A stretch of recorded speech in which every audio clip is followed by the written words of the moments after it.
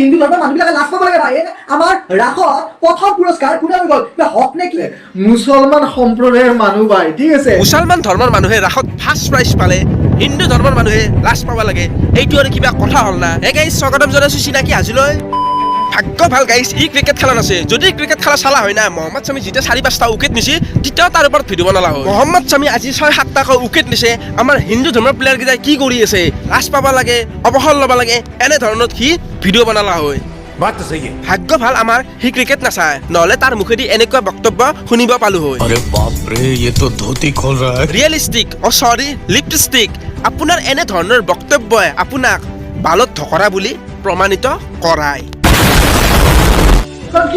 কি হয় এইখন তক মই নকৈছো না গাইছ বেয়া গালিবৰ বেছি গৈছে কিন্তু মুখেদি গালি নাপৰো সন্মান সহকাৰে হাতেদি আপোনালোক দেখাই দিম এই আগতে যে কাঠ মিস্ত্ৰী গিলা যে কাঠৰ ওপৰে ওপৰে যে আছিলে এনেকৈ স্ক্ৰীণত লগাই আছে ই সেইটো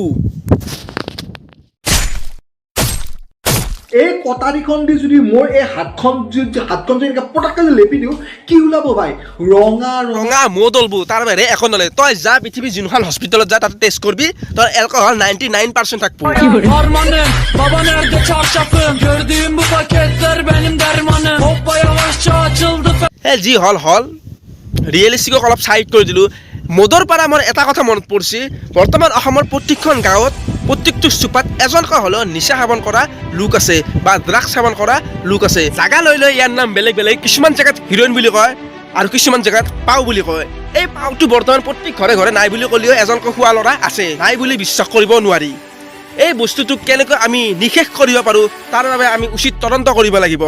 যদি এই পাওটো আমি শেষ কৰিব নোৱাৰোঁ তেনেহ'লে এদিন কৰোণাতকৈ বেছি মহামাৰীৰ ৰূপ হ'ব এই পাও খোৱা ল'ৰা যাৰ ঘৰে ঘৰে আছে সিহঁতৰ মাক দেউতাকেহে গম পায় এই পাওটো কিমান ধ্বংসকাৰী আমি ভাবি আছোঁ সি খাইছে সি নিজে ধ্বংস হৈ যাই আছে আমাৰনো কি যাই আছে কিন্তু যেতিয়া তাৰ লগত পইচা নোহোৱা হ'ব তেতিয়া সি আমাৰ ঘৰতে চুৰ কৰিব বা আপোনাৰ ঘৰতে চুৰ কৰিব তেতিয়া কিন্তু আপোনাৰ মোৰ গাত লাগিব চুৰটো বাদে দিয়া যদি এই ভাইৰাছটো এনেকৈ বাঢ়ি থাকে আজি হয়তো 10% ল'ৰা ছোৱালীয়ে খাই আছে পিছলৈকে 99% ল'ৰা ছোৱালীয়ে খাব সেই 99% ল'ৰা ছোৱালীৰ মাজত আপোনাৰ মোৰ ল'ৰা ছোৱালী থাকিব পাৰে আজিৰ ডেটত যেনেকৈ ল'ৰা ছোৱালীবিলাকে শিখৰ গুটকা খাই ফুৰি থাকে ঠিক তেনেদৰে পিছলৈকে এই পাওটো যদি শেষ নকৰোঁ তেনেহ'লে প্ৰত্যেক ল'ৰা ছোৱালীৰ হাতে হাতে পাওৰ টেমা থাকিব আৰু প্ৰত্যেক ঘৰে ঘৰে এজন এজনকৈ ডক্টৰ MBBS থাকিব চিৰিঞ্জ মাৰা কৰি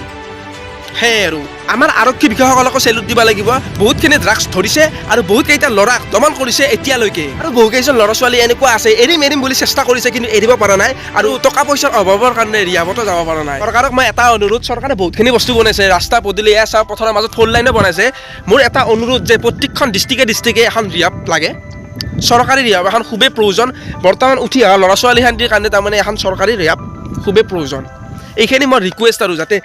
যিখিনি নিচাযুক্ত ল'ৰা আছে সিহঁতে যাতে চিকিৎসা কৰিব পাৰে বিনামূলীয়াকৈ সেইখিনিয়ে আৰু তো গাইছ আজিৰ কাৰণে এখানটিয়ে আৰু